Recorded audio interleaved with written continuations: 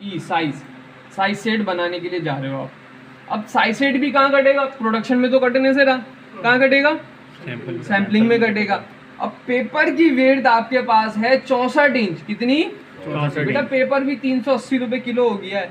अब जब तुम ये 30 इंच का पेपर निकाल लो तो बाकी 30 इंच तो आपका वेस्ट गया, तो वेस्ट जाने दोगे उसको, क्या लगाओगे यहाँ पर, तो कोई दूसरा लगा देंगे। इमरान की बात सुनो, क्या लगाएंगे इमरान, लाइनिंग लगाएंगे यहाँ पे, ताकि मेरा पेपर जो है वो किसी तरीके से कंज्यूम हो। अब प्लानिंग के लिए जब पैटर्न तो मुझे इस पूरा शैल खड़ा करवाने के लिए मुझे प्लानिंग भी तो देनी है ना, टेम्पलेट भी तो देना है ना यार इसका, जब तो वो सैंपल मैन बनाएगा। आ रही है बात समझ में सबके। तो आप क्या करोगे, देखो अब तो मैंने आप लोगों को बताया कि मार्कर की विड्थ में कैसे लगाना है। मिसाल के तौर पे ये आपका टेम्पलेट है और ये आपकी लाइनिंग है, एक बता रहा हूँ तरीकेकार। अब यहाँ मार्कर के अंदर तो बहुत आसान है, आपने यहाँ पे यूं लाके छोड़ा, मार्कर में लग गया, यूं लाके छोड़ा, लग गया, लेकिन इधर लगाओ, लगा तो नहीं है ये, प्रिंट में जाएगा ही नहीं जब तक विड्थ नहीं बढ़ेगी तो नहीं, विड्थ भी नहीं बढ़ानी मुझे, विड्थ भी नहीं बढ़ानी, और मार्कर भी लगाना है पेपर बचाने के लिए, क्योंकि मेरे पास पेपर का जो पन्ना है वो 64 इंच का है। क्या करेंगे, कॉपी कैसे करेंगे,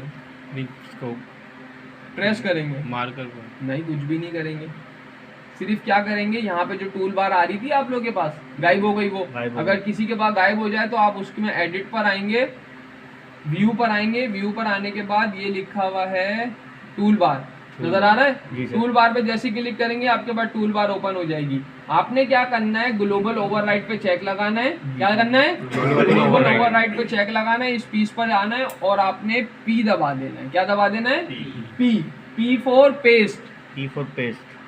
अब इस पॉइंट, इस पैटर्न पर आया और आपने यहाँ पे पी प्रेस कर दिया। देखो ये गलती इधर मत कर देना कि यहाँ पर आगे आपने पी प्रेस कर दिया तो ये इसके ऊपर पैच हो जाएगा और फिर कटिंग वाला क्या काट देगा, सोच भी नहीं है आपकी।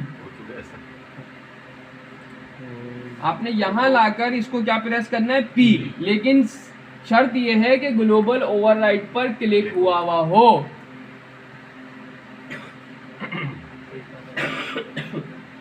क्लियर हो सारे।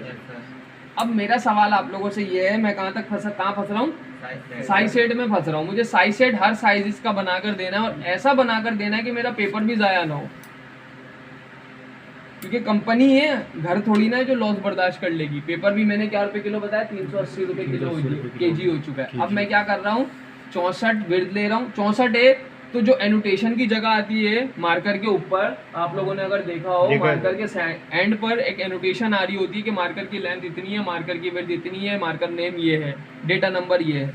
तो उसके लिए आपने 2 इंच छोड़ दिया, तो मैं कितना ले रहा हूँ, 62 ले रहा हूँ। कितनी ले रहा हूँ, 62 ले रहा हूँ। ये सारे पैटर्न मैंने ऊपर भेजने हैं। ऊपर कैसे भेजूंगा, पीस पर आऊंगा, रिटर्न पर आऊंगा और ऑल पर क्लिक कर दूंगा, तो ये सारे पैटर्न्स मेरे ऊपर चले जाएंगे।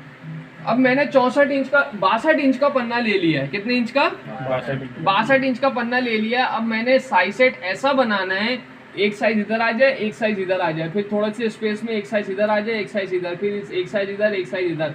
जो मेरे स्मॉल पार्ट्स बचेंगे जैसे लाइनिंग, टेम्पलेट, वो मैं एंड में लगा दूंगा। ऐसे कैसे मार्कर बनाओगे, आप बनाओ।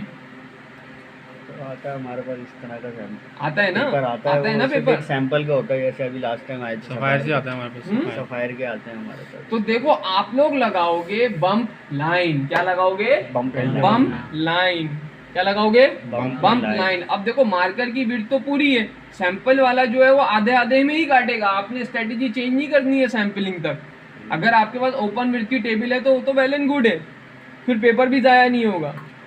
अब चीजें तो पता होनी चाहिए ना ये सारी भी। अब आप इसके बीच में लगाओगे एक लाइन, क्या लगाओगे, लाइन। उसके लिए आप आओगे टूल पर, टूल पर आने के बाद ये लिखा हुआ बम्प लाइन। बम्प लाइन कौन से में लगाओगे, हॉरिजेंटल में लगाओगे या वर्टिकल में लगाओगे, वर्टिकल में लगाएंगे, हॉरिजेंटल में लगेगा ना, ऐसे एक लाइन लगेगी ना, एक सैंपल यहाँ, एक सैंपल यहाँ, ठीक है सर। वर्टिकल पे मैंने क्लिक करा, टूल पर आया, बम्प लाइन पर आया और वर्टिकल पे मैंने क्लिक करा, इसने खुद ही इसकी आधी वैल्यू कर दी, ठीक है सर। 62 इंच पर मेरा मार्कर बना हुआ है, इसने बोल दिया 31 इंच पर मेरा हाफ आएगा, मैंने 31 पर ओके करवा दिया। उसके बाद टूल पर आ रहा हूँ, बम्प लाइन पर आ रहा हूँ, हॉरिजेंटल पर आ रहा हूँ, इसको मैंने कैंसिल किया और यहाँ पर लिख दिया 31.25। एक मैंने लगा 31 इंच पर, एक लगा रहा हूँ 31 इंच 2 सूत पर। ये 2 बम्प लाइन क्यों आ गई स्टूडेंट कि अगर मेरा एक पैटर्न, मिसाल के तौर पर मेरा एक पैटर्न यूं इस तरफ लग रहा है तो दूसरा पैटर्न इस तरफ लग रहा है, तो सीजर चलाने की जगह तो मिल जाए उसको, ठीक है राइट। अब इस तरीके से इन सारे पैटर्न्स को मैं ऊपर भेज रहा हूँ। अच्छा देखो ये अनप्लेस हुए हैं, अनप्लेस पैटर्न अगर ऊपर भेजने हैं तो आप इस टूल की मदद से भेजोगे, रिटर्न अनप्लेस पीस, इस पर क्लिक करोगे। मैं बता रहा हूँ बच्चों, जो